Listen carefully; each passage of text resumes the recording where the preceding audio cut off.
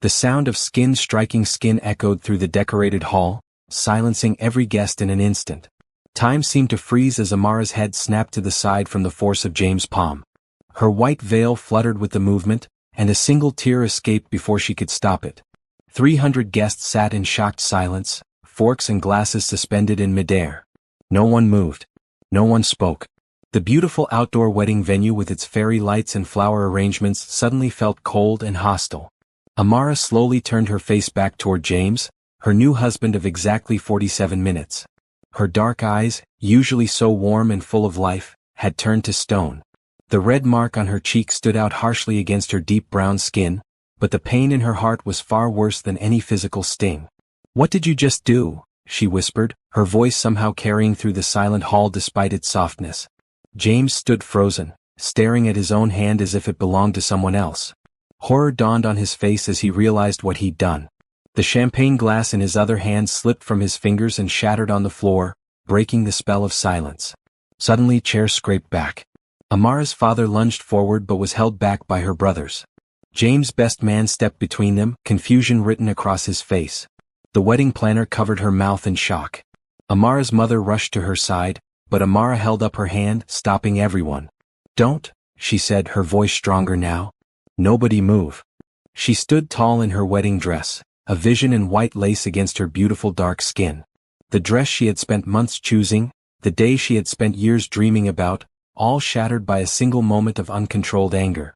"Amara, James started, reaching for her, his face twisted with regret.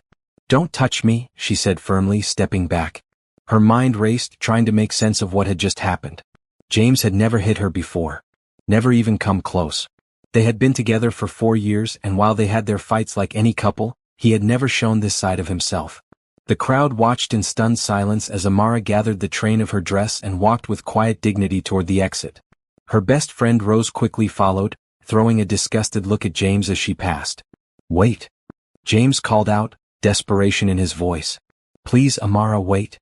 Amara paused at the door but didn't turn around. Her shoulders were squared, her back straight, showing strength even as her world crumbled around her. "What could you possibly say right now?" she asked, still facing away from him. The wedding guests sat in uncomfortable silence, witnesses to the destruction of what should have been the happiest day of two people's lives. Some looked down at their plates, unable to watch. Others couldn't tear their eyes away from the unfolding drama. James took a step toward her, then another. "I don't know what happened," he said, his voice breaking. "I've never done anything like that before. You know me, Amara. You know that's not who I am." She finally turned to face him, her expression unreadable. "Do I? Because the man I thought I knew would never hit me. Especially not on our wedding day. Especially not in front of everyone we love." James' mother stood up from her table, her face ashen. "James Alexander Thompson. What have you done?" The disappointment in her voice was palpable. James looked around, seeing the shock and judgment on every face. His father wouldn't meet his eyes. Amara's family looked ready to tear him apart. Even his own friends stared at him like he was a stranger. "Please," he said, looking back at Amara. "Just give me a chance to explain." "Explain what?" Rose snapped, putting a protective arm around Amara's shoulders. "There's nothing to explain. We all saw what happened." But Amara gently moved Rose's arm away. Despite everything, despite the humiliation and pain, something made her pause. 4 years of love and trust couldn't be erased in one terrible moment, could they? The man standing before her, looking broken and desperate, was the same man who had held her through her father's heart attack, who had supported her through graduate school, who had always treated her with love and respect. Until now. "You have 1 minute," she said coldly. "And it better be good." The tension in the room was thick enough to cut with a knife. Amara's bridesmaids huddled together, whispering and watching. The catering staff stood frozen by the kitchen doors. Everyone waited to see what would happen next. James stepped forward, his hands shaking. "I don't know what happened," he repeated. "There's no excuse, no explanation that could make this okay." He swallowed hard. "But something's wrong with me, Amara. The headaches I've been having. I felt this weird sensation right before it happened, like I wasn't in control of my body." Amara's stern expression faltered slightly. James had been complaining about headaches for weeks, but both of them had chalked it up to wedding stress. "That doesn't give you the right to hit me," she said, but her voice had lost some of its edge. "Nothing gives me that right," James agreed quickly. "Nothing. I would cut off my own hand before I would willingly hurt you. His voice broke. I need help, Amara. Something's not right with me. But I'm not asking you to stay. You deserve better than what just happened. All I'm asking is that you don't make your final decision about us right now in this moment. Amara stood still, conflicted. The rational part of her brain screamed to walk away and never look back. But her heart, the heart that had loved this man for 4 years, wouldn't let her leave just yet. I need time, she finally said.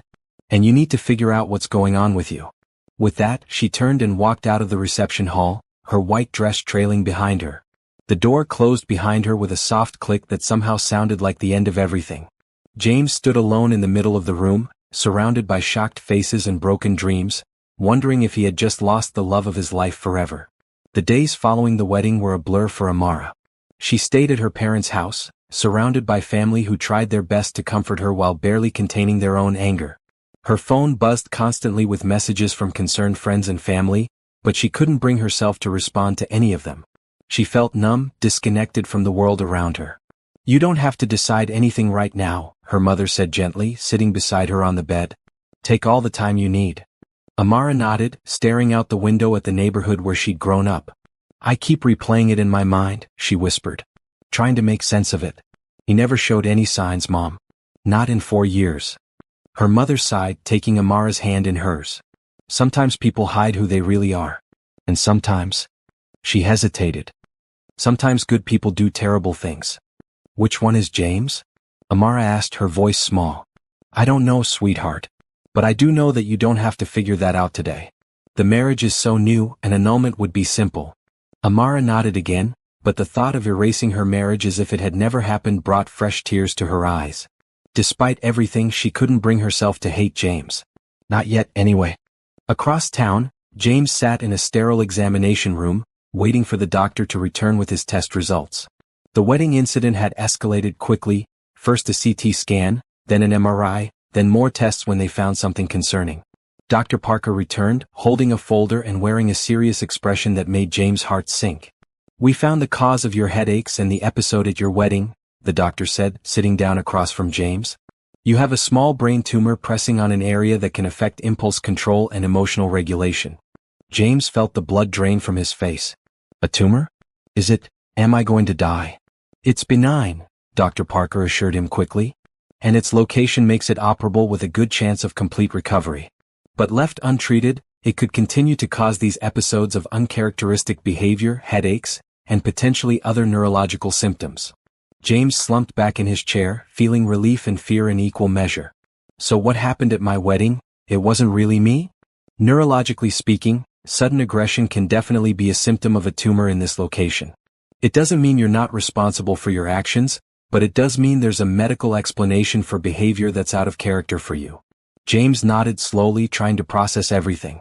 How soon can we do the surgery? We can schedule it for next week, Dr. Parker replied. In the meantime, I'm prescribing medication that should help control the symptoms. But you shouldn't be alone right now, just in case there are more episodes. I don't think that's going to be a problem, James said bitterly. My parents have barely let me out of their sight since the wedding. After leaving the doctor's office, James sat in his car for a long time, staring at his phone. He needed to tell Amara, but would she even believe him? Would she think he was making up an excuse? He couldn't blame her if she did. Finally, he typed out a text message. I need to talk to you. The doctor found something. Please, Amara. Across town, Amara's phone buzzed with the message. Rose, who had barely left her friend's side since the wedding, peeked over her shoulder. Are you going to answer him? She asked. Amara bit her lip. I don't know. You don't owe him anything, Rose reminded her. Not a conversation, not a chance to explain, nothing. I know, Amara said quietly. But I need answers. For myself. After a long moment, she replied, tomorrow. 2 p.m., the coffee shop on Main. She chose a public place deliberately. Though she couldn't imagine James hurting her again, she wasn't taking any chances. The next day, Amara arrived at the coffee shop early. She chose a table near the door, an easy escape route if needed. She wore jeans and a simple blouse, her hair pulled back in a ponytail. No makeup covered the dark circles under her eyes, evidence of many sleepless nights. When James walked in, she almost didn't recognize him. In just a few days he had lost weight and his usually confident demeanor was gone. He moved cautiously as if afraid of frightening her. "Thank you for meeting me," he said quietly, sitting down across from her. Amara nodded stiffly. "You said the doctor found something?" James pulled out a folder from his bag and placed it on the table between them. "I have a brain tumor," he said, his voice shaking slightly. "It's in a part of my brain that controls impulses and behavior. The doctor said it could explain what happened at the wedding." Amara stared at him, then at the folder. Slowly she opened it and looked at the medical reports inside, the MRI images showing a small white mass in James' brain. "The doctor said it's been growing for months, maybe longer," James continued when she didn't speak. "It explains the headaches, the mood swings." He swallowed hard. "What I did to you." Amara looked up from the papers, her expression guarded. "So you're saying it wasn't your fault? That you can't be held responsible?" James shook his head firmly. "No. I'm still responsible for what I did. Nothing can change that or make it okay. I'm just trying to explain that it wasn't the real me. I would never consciously hurt you, Amara. Never." She sat back, arms crossed protectively over her chest. "When is the surgery?" "Next Tuesday. They're going to remove it completely. The doctor says the prognosis is good." Amara nodded slowly, trying to process everything. Part of her felt relief knowing there was a medical explanation for what happened. Another part remained wary, unable to forget the shock and humiliation of that moment. "I don't know what this means for us," she admitted. "I need time to think." "I understand," James said quickly. "I'm not asking you to come back or forgive me. I just wanted you to know the truth. Whatever you decide, I'll respect it." They sat in silence for a moment, the coffee shop bustling around them. It was strange to be having such an intimate conversation in such a public place, strangers laughing and chatting just feet away, oblivious to their personal drama. "Can I call you?" James asked finally. "After the surgery?" Amara hesitated, then nodded. "Yes. Let me know that you're okay." It wasn't forgiveness, not yet. But it was a small opening, a tiny crack in the wall that had sprung up between them. As they parted ways outside the coffee shop, neither knew what the future held, but for the first time since the wedding, both felt a glimmer of hope. The day of James' surgery arrived with cloudy skies and a slight chill in the air. He checked into the hospital at dawn, his parents by his side, offering support even as worry etched lines on their faces. James hadn't slept much the night before, his mind racing with thoughts of Amara and fears about the procedure. "Did you call her?" his mother asked softly as they waited for the nurse to come get him. James nodded. "She knows," she said. He swallowed hard. "She said she'd be thinking of me today." His mother squeezed his hand but said nothing. What was there to say? Their perfect wedding had turned into a nightmare, and now their son was facing brain surgery. All they could do was be there for him and hope that somehow things would work out. When the nurse finally called his name, James hugged his parents tightly. "I love you both," he said, fighting back tears. "We'll be right here when you wake up," his father promised, his voice gruff with emotion. As James was wheeled toward the operating room, he couldn't help but think about Amara. Would she really be thinking of him today? Did she still care at all? Or had he destroyed everything beyond repair with that one terrible moment? Across town, Amara sat at her desk at work, unable to focus on anything. She had told James she would be thinking of him, and she couldn't think of anything else. The documents on her computer screen blurred as her mind kept returning to the hospital where, right now, surgeons were operating on James' brain. "You okay?" her coworker Denise asked, popping her head into Amara's office. "Fine," Amara lied, forcing a smile. "Just a little tired." Denise gave her a sympathetic look. Everyone at the office knew about the wedding disaster. It was hard to keep something like that quiet in a small town. To their credit, most had been respectful and supportive, but Amara could still feel the weight of their curious glances and whispered conversations. By lunchtime, Amara couldn't stand it anymore. She told her boss she wasn't feeling well and left early, but instead of going home, she found herself driving toward the hospital. She wasn't sure what she was doing or what she would say when she got there. All she knew was that she needed to be there. When she arrived at the surgical waiting room, James' parents looked up in surprise. "Amara," his mother said, standing quickly. "We didn't expect." "I know," Amara said awkwardly.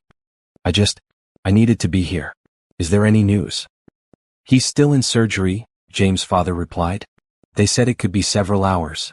Amara nodded and took a seat across from them. An uncomfortable silence fell over the room. The last time they had seen each other was at the wedding, right after the incident. What could they possibly say to each other now? After a few minutes, James' mother moved to sit beside Amara. "He told us about the tumor," she said quietly. "That doesn't excuse what happened, but—" "I know," Amara replied, her voice equally soft. "I've been doing a lot of reading about it. Brain tumors can cause dramatic personality changes sometimes." "He's been devastated," his mother continued. "Not just about the diagnosis but about what he did to you. He loves you so much, Amara." Amara looked down at her hands, noticing she still wore her wedding ring. She hadn't been able to bring herself to take it off yet. "I love him too," she admitted. "That's what makes this so hard. If I didn't care, it would be easy to walk away." Hours passed slowly in the waiting room. They made awkward small talk, ate vending machine snacks, and watched the clock tick by. Finally, a surgeon in scrubs appeared at the door. "Thompson family?" he called. They all stood up quickly, and Amara hung back slightly, suddenly unsure of her place. But James' mother reached back and took her hand, pulling her forward. "How is he?" his father asked anxiously. "The surgery went well," the surgeon said with a smile. "We were able to remove the entire tumor, and there were no complications. He's in recovery now and should be waking up soon." Relief washed over all of them. James' mother started crying, and his father put an arm around her shoulders. Amara felt her own eyes fill with tears. "When can we see him?" she asked, surprised by the steadiness in her voice. "He'll be moved to a room in about an hour," the surgeon replied. "You can see him then, but only for a short visit. He'll be groggy from the anesthesia." As they waited for James to be transferred to his room, Amara stepped outside to call her parents and let them know what was happening. Her mother answered on the first ring. "You're at the hospital?" she asked, surprise evident in her voice when Amara explained. "Are you sure that's a good idea?" "I don't know, Mom," Amara sighed. "I just know I needed to be here." "Be careful with your heart, sweetheart," her mother warned gently. "Take things slow." "I will," Amara promised. "I'm not making any decisions right now. I couldn't let him go through this alone." When she was finally allowed to see James, Amara's breath caught in her throat. He looked so vulnerable lying in the hospital bed, his head wrapped in bandages, tubes and wires connecting him to various machines. His parents had gone in first and were now giving Amara some time alone with him. She approached the bed slowly, unsure if he was awake. His eyes were closed, his breathing deep and even. Gently she touched his hand. James' eyes fluttered open, unfocused at first, then clearing as they landed on her face. "Amara?" he whispered, his voice raspy. "You're here? I thought I was dreaming." "I'm here," she confirmed, forcing a small smile. "The doctor said the surgery went well." James tried to nod but winced at the movement. "They got it all out," he said. No more episodes." His hand turned over beneath hers, their fingers intertwining automatically, a habit from years of holding hands. Amara almost pulled away but found she couldn't. Despite everything, this felt right, being here with him, holding his hand through a difficult time. "I'm so sorry," James whispered, tears filling his eyes. "For everything. For ruining our wedding day, for hurting you." "Shoo," Amara soothed. "Don't try to talk too much. You need to rest." "But I need you to know," he insisted, his grip on her hand tightening slightly. "I would never hurt you. Not the real me. I love you more than anything in this world." Amara felt her own tears threatening to fall. "I know," she said softly. "I believe you." And she did. Looking at him now, vulnerable and sincere, she believed with her whole heart that the man she loved would never willingly hurt her. The question was whether that belief was enough to rebuild what had been broken. "Rest now," she said, gently pulling her hand away. "I'll come back tomorrow." As she turned to leave, James called out softly, "Amara?" She paused, looking back at him. "Thank you for being here," he said. "It means everything." She nodded, unable to speak past the lump in her throat, and left the room. In the hallway, she leaned against the wall and let the tears fall freely. She wasn't ready to forgive completely, wasn't ready to go back to how things were, but for the first time since the wedding, she could see a path forward. Perhaps, with time and healing for both of them, they could find their way back to each other. The weeks following James' surgery were a time of slow healing, physical for him, emotional for both. Amara visited the hospital daily, always during lunch breaks or after work, never staying too long but always making sure he knew she was there. They talked about simple things at first, his recovery progress, the weather, books they were reading. Gradually, they began to rebuild the easy conversation that had always been a cornerstone of their relationship. 2 weeks after the surgery, James was released from the hospital. His parents insisted he stay with them during his recovery and he didn't argue. He wasn't ready to be alone, and the home he had planned to share with Amara stood empty, a painful reminder of the future they had lost, or at least put on hold. "The doctor says I'm healing faster than expected," James told Amara during one of her visits to his parents' house. They sat on the back porch enjoying the first truly warm day of spring. The bandages were gone from his head now, replaced by a neat row of stitches that would soon be removed. His hair was starting to grow back around the surgical site, a strange mix of stubble and his usual thick locks. "That's good," Amara said with a small smile. "How are the headaches?" "Almost gone. I still get tired easily, but otherwise I feel more like myself than I have in months." He hesitated, then added softly, "Maybe even a year. Looking back, I think the symptoms started long before we noticed them." Amara nodded, thinking about the past year. There had been subtle changes, James becoming more irritable, more forgetful, having trouble sleeping. They had blamed it on work stress, on wedding planning, on anything but a medical problem. "I've been seeing someone," she said suddenly. James looked up sharply, his expression hurt, before she quickly clarified, "A therapist. I've been seeing a therapist." "Oh," he said, relaxing slightly. "That's good. Is it helping?" Amara nodded. "It is. She's helping me work through everything, not just what happened at the wedding but all the emotions that came after. The anger, the confusion, the guilt." "Guilt?" James interrupted, looking confused. "What do you have to feel guilty about?" Amara looked down at her hands. "For not noticing something was wrong with you sooner? For almost walking away without giving you a chance to explain? For still being afraid sometimes, even though I know it wasn't really you who did that?" James reached across the space between them, his hand stopping just short of touching hers. "None of that is your fault, Amara. None of it." She looked at his outstretched hand for a long moment before placing her own in it. His fingers wrapped around hers, warm and familiar. "I'm seeing someone too," he said quietly. "A therapist, I mean. He's helping me deal with what happened. The weird thing is, I remember doing it, hitting you, but it feels like watching someone else in my body. I couldn't stop it, couldn't control it." He shuddered. "That's the scariest part, knowing I was capable of hurting the person I love most." "But it wasn't you," Amara reminded him gently. "Not the real you." They sat in silence for a while, holding hands and watching birds flit around the backyard. It was the most physical contact they'd had since before the wedding, and Amara was surprised by how natural it felt, how much she had missed his touch. "I miss our life," James said finally. "I miss you. I miss us." Amara's heart ached at the longing in his voice. "I miss us too," she admitted. "But I'm still healing." "I know," he said quickly. "I'm not pushing. I just wanted you to know." As April turned to May, James returned to work part-time. His recovery continued smoothly, with regular follow-up appointments showing no signs of the tumor returning. Amara focused on her own career, throwing herself into a big project at work to keep her mind occupied. They continued to see each other several times a week, but always in public places or at his parents' house. Never alone, never in a setting that felt too intimate. They were dating again, in a way, getting to know each other as if for the first time, healing together but also as individuals.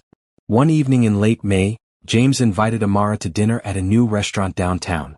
It was the first time he had suggested something that felt like a real date, and Amara spent far too long deciding what to wear before settling on a simple blue dress that she knew James loved. When she arrived at the restaurant, he was waiting outside, holding a single white rose. He looked fully recovered now, the scar on his head mostly hidden by his regrown hair. More importantly, his eyes were clear and bright, the way they had been when they first fell in love. "You look beautiful," he said, handing her the rose. "Thank you," she replied, feeling suddenly shy. "You look good too. Healthy." The restaurant was quiet and elegant, with soft lighting and private booths. They were shown to a table near the back, away from other diners. "I hope this is okay," James said, looking nervous. "I wanted somewhere we could talk privately, but I understand if you're not comfortable." "It's perfect," Amara assured him. And it was. For the first time since the wedding, she felt completely at ease with him. They ordered dinner and talked about light topics at first: work, friends, a movie Amara had seen recently. As they ate, though, the conversation turned more serious. "I've been thinking a lot about us," James said, his eyes fixed on hers. "About where we go from here." Amara nodded, her heart beating faster. "Me too. I know things can never go back to exactly how they were before," he continued. "Too much has happened. But I wonder if maybe we could create something new together. Something stronger because of what we've been through. Amara took a deep breath. I've been afraid, she admitted. Not of you, not anymore. But of trusting again, of being vulnerable. I understand that, James said softly. But I've realized something, she continued. Every relationship requires trust. Every love is a risk. What happened to us was terrible, but it was also not something either of us could have predicted or prevented. James reached across the table, and this time Amara met him halfway, their hands clasping in the middle. I love you, Amara, he said simply. I never stopped. I never will. I love you too, she replied, feeling tears prick at the corners of her eyes. I want to try again. Together. The relief and joy on James' face made her heart swell. They still had a long way to go, she knew. Trust broken was never easily repaired. But sitting across from him now, seeing the man she had fallen in love with, Amara believed they could build something beautiful from the broken pieces of their past. As they left the restaurant, walking close but not quite touching, James asked hesitantly, Would you like to see the house? I've been working on it when I can, trying to get it ready. The house they had bought together before the wedding had been sitting empty all this time, waiting for them to begin their life together. I'd like that, Amara said, surprised by how much she meant it. The short drive to the house was quiet, both lost in their own thoughts. When they arrived, James unlocked the front door and stepped back, letting Amara enter first. She gasped softly as she walked in. The empty house they had purchased was now partially furnished, with warm lights glowing in the living room and fresh flowers on the coffee table. It looked like a home waiting to be lived in. I've been working on it bit by bit, James explained, watching her face.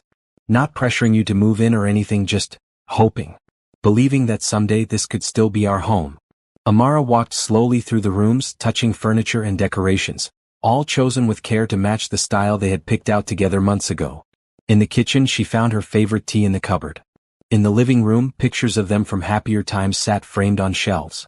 It's beautiful, she said finally, turning to face him. It feels like us. That's what I was hoping for, James replied, his voice thick with emotion. They stood looking at each other across the living room, the space between them filled with everything they had been through and everything they hoped for. Then, slowly, Amara crossed the room and wrapped her arms around James, burying her face in his chest. His arms came around her, holding her close but gently, as if she were precious and fragile. She felt his tears on her hair as he whispered, Welcome home. It wasn't the end of their journey, not by a long shot. But standing there in the house that would become their home, holding each other after months of pain and healing, they both knew they had turned a corner. Together they would write the next chapter of their story. Summer arrived in full force, bringing hot days and warm nights filled with fireflies. Amara and James had fallen into a new routine, not quite living together yet, but spending most of their free time at the house, making it truly their own. Amara had moved some of her clothes and personal items in, staying overnight occasionally but still maintaining her apartment as a safety net, a place to retreat to when she needed space. Their friends and family watched their reconciliation with mixed reactions. Some, like James' parents, were cautiously supportive, grateful to see their son happy again and impressed by the effort both were putting into rebuilding their relationship. Others, particularly Amara's friends, remained skeptical. Are you sure about this? Rose asked one day as she helped Amara paint the guest bedroom. I mean, I get that it was a medical thing, but still. I'm not sure about anything, Amara admitted, carefully edging around the window frame. But I know I love him and I know the man I fell in love with is back. The tumor changed him, Rose. You didn't see how he was in the months leading up to the wedding, the mood swings, the headaches, the personality changes. I didn't connect the dots then, but looking back, it was like watching someone else take over his body bit by bit. Rose sighed, dipping her roller in the paint tray. I just don't want you to get hurt again. I don't want that either, Amara said with a small smile. But I can't live my life afraid of what might happen. None of us knows what tomorrow brings. Later that evening, after Rose had left, Amara found James sitting on the back porch, looking at the sunset. She sat beside him on the porch swing, their shoulders touching comfortably. Rose still doesn't trust me, he said without looking at her. It wasn't a question. She's protective, Amara replied. She'll come around eventually. James nodded slowly. I can't blame her. Sometimes I still don't trust myself. Amara turned to look at him, surprised. What do you mean? He sighed, finally meeting her eyes. I have these dreams sometimes. Nightmares really. Where it happens again, I hit you, but this time there's no tumor to blame. It's just me being a monster. Amara's heart ached at the pain in his voice. James, you're not a monster. You never were. But how can we be sure it won't happen again? He asked, his voice barely above a whisper. The doctors say the tumor is gone, the scans are clear, but what if they miss something? What if it comes back? Amara took his hand, squeezing it reassuringly. Then we'll deal with it together. We know what to look for now, the headaches, the mood changes. We won't ignore the signs again. James looked down at their intertwined fingers. You know, when I was in the hospital, I made a promise to myself. If you gave me another chance, I would spend the rest of my life making sure you never regretted it. I don't, Amara said softly. Regret it, I mean. Being here with you feels right. He smiled then, a genuine smile that lit up his eyes. I was thinking, what if we went away for a weekend? Just the two of us. No family checking in, no friends giving opinions. Just us, figuring out what our future looks like. The idea was both exciting and a little scary. They hadn't spent a night completely alone together since before the wedding. But Amara found herself nodding. I'd like that. They chose a small cabin by a lake, about 2 hours' drive from the city. It was simple but charming, with a stone fireplace and a deck overlooking the water. They arrived on a Friday afternoon, the car packed with groceries and weekend bags. It's beautiful, Amara said, stepping out of the car and breathing in the fresh air. The lake sparkled in the distance, surrounded by trees in full summer bloom. James carried their bags inside while Amara explored the cabin. It was cozy and clean, with a small kitchen, a living area centered around the fireplace, and a bedroom with a big window facing the lake.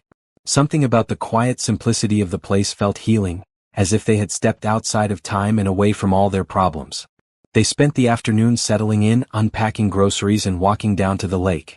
The water was cool but not cold, and they took off their shoes to wade along the shore, talking about simple things, a book James was reading, a project Amara was working on at her job. It felt normal, comfortable, like the early days of their relationship before wedding stress and health problems had complicated everything.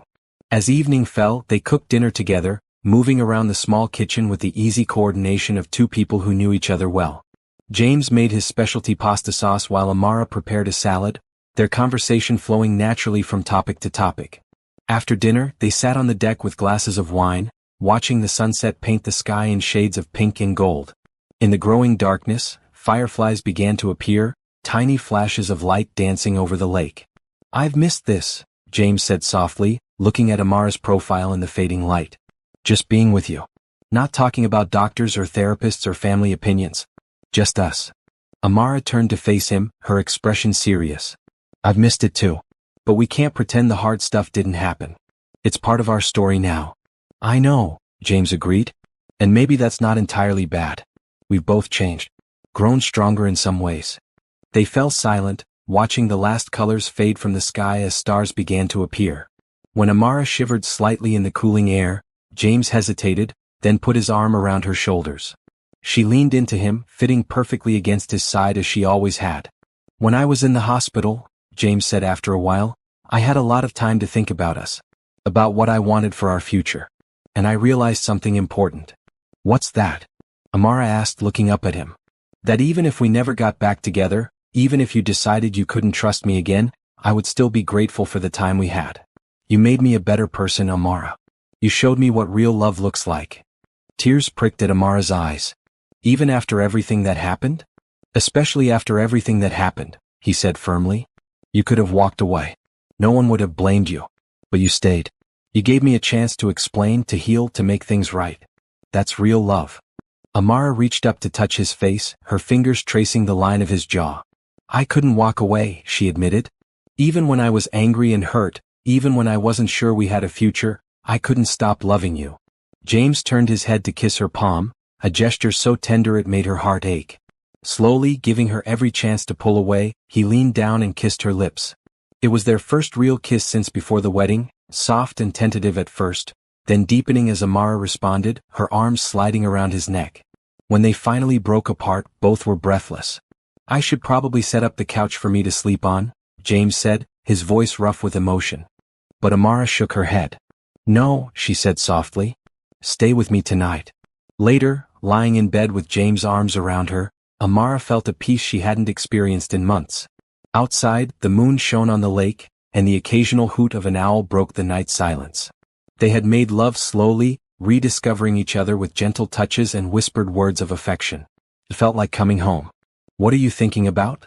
James asked, his breath warm against her hair. The future, she replied honestly. Our future. And what does it look like?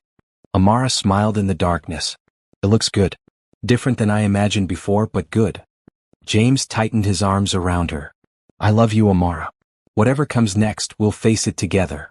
Together, she agreed, closing her eyes and letting sleep take her, safe in the arms of the man she loved. The weekend passed too quickly, filled with long walks, quiet conversations, and moments of rediscovered intimacy. By Sunday afternoon, as they packed the car to return to the city, both felt more certain about their path forward. I don't want to go back, Amara admitted as they stood on the deck one last time, looking out at the lake. We can come back, James promised. Anytime you want. But I'm not sad to be going home. Home. The word had such weight now, such meaning. Not just a place with walls and a roof, but wherever they were together. As they drove back to the city, Amara reached across the center console to take James' hand. I've been thinking, she said. I want to move in. Properly, I mean. All my things, not just visiting. The joy on James' face was answer enough, but he squeezed her hand and said, nothing would make me happier. The next few weeks were busy with moving arrangements, as Amara gave notice on her apartment and packed up her belongings. Their friends and family rallied around them, helping with boxes and furniture, some more enthusiastically than others. Rose still watched James with wary eyes, but she was trying for Amara's sake. One evening, as they collapsed onto the couch after a long day of unpacking, James pulled a small box from his pocket. What's that? Amara asked, eyeing it curiously. Something I've been holding on to, he replied, opening the box to reveal her engagement ring, the one she had taken off the night of the wedding and never put back on. I'm not proposing again. Not yet. But I wanted you to have this back if you want it. As a promise that someday when we're both ready we'll try again. Amara looked at the ring, remembering the day James had first given it to her, how happy they had been. So much had happened since then, so much pain and healing. Slowly she held out her left hand. I want it back, she said. Not as an engagement ring, not yet. But as a promise, like you said. A promise that we won't give up on each other no matter what. James slipped the ring onto her finger where it belonged. It felt right, a symbol of their journey and their commitment to each other.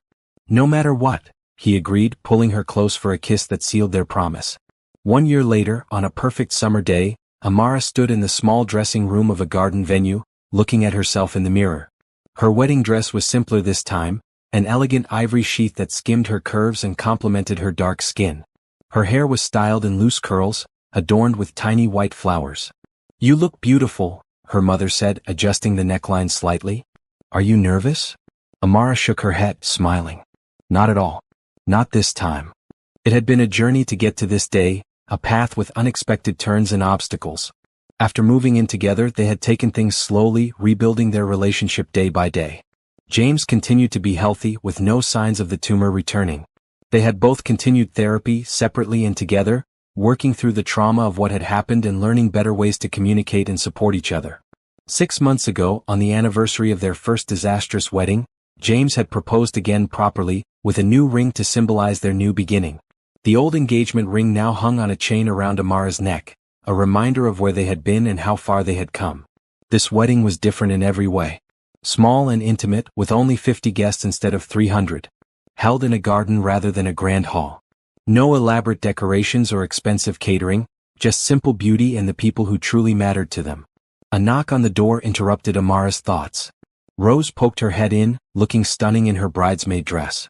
It's time, she said with a smile. Over the past year, Rose had gradually warmed to James again, seeing his genuine love for Amara and his commitment to making things right. Amara took a deep breath and nodded. I'm ready. As she walked down the garden path toward the flower-covered arch where James waited, Amara felt nothing but joy and certainty. This was right. This was where she was meant to be. James watched her approach, his face filled with love and wonder. He looked handsome in his simple suit, healthy and strong, completely recovered from his surgery with only a faint scar hidden by his hair as a reminder of what they had overcome.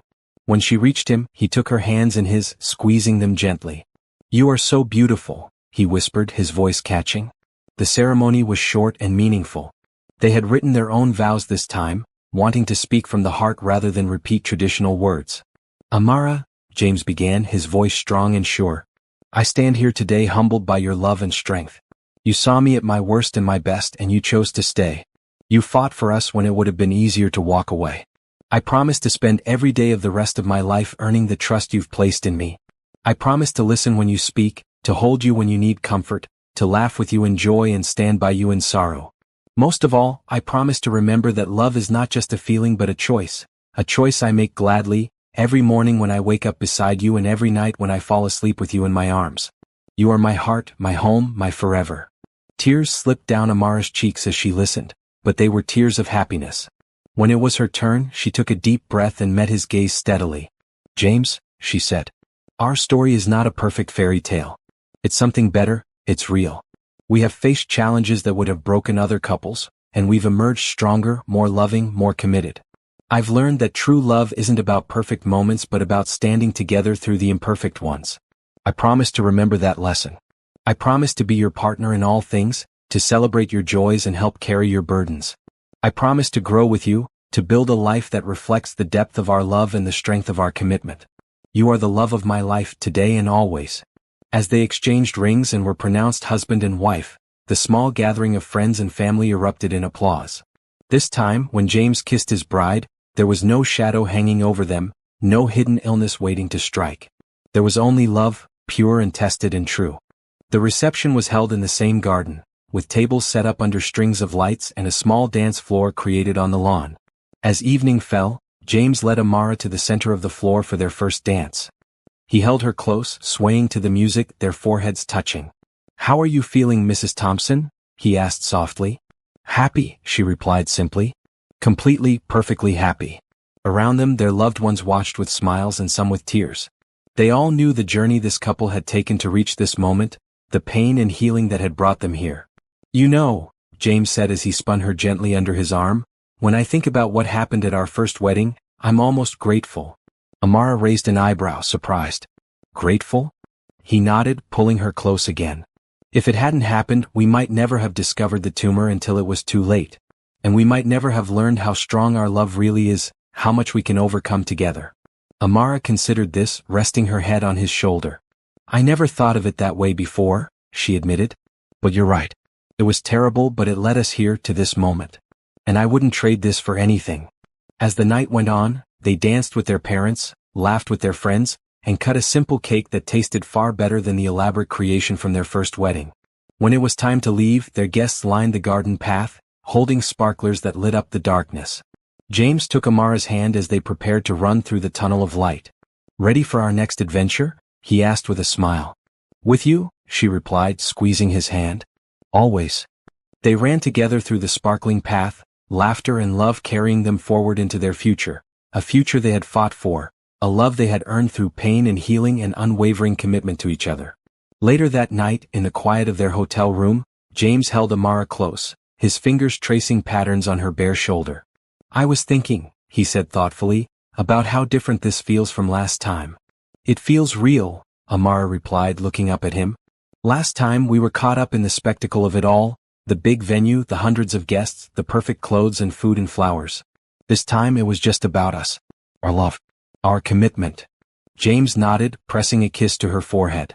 Someone once told me that the wedding is just one day but the marriage is your whole life. I didn't really understand that until now. Amara smiled, snuggling closer to him.